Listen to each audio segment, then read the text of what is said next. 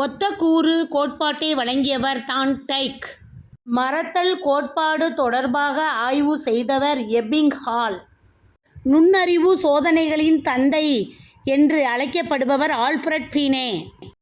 தொழிலார்வ மனப்பான்மை அளவுகோல் தொடர்பாக ஆய்வு செய்தவர் கூடர். சமூக கற்றல் கோட்பாட்டை முன்வைத்தவர் ஆல்பர்ட் பாண்டுரா. அறிந்தொழில் கோட்பாட்டை முன்வைத்தவர் கோஹ்லர்.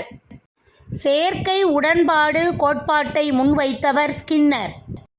பாரம்பரிய உடன்பாடு கோட்பாட்டை முன்வைத்தவர் பாவ்லோ.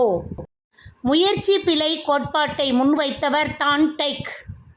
உளவியல் சோதனை என்ற கருத்தை முதலில் உருவாக்கியவர் ஆல்பிரட் பீனே. நுண்ணறிவு விகிதாச்சாரம் என்ற எண்ணக்கருவை முதலில் அறிமுகப்படுத்தியவர் ஸ்டர்ன். மாஸ் ஆக்ஷன் கோட்பாடு உருவாக்கியவர் லாஸ்லி.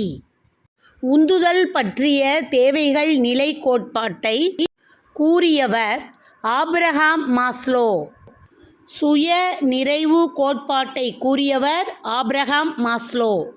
தன்மையின் 3 கூறுகளை கூறியவர் சிக்மண்ட் ஃப்ராய்டு. பரஸ்பர தீர்மானம் என்ற கருத்தை கூறியவர் ஆல்பர்ட் பாண்டுரா.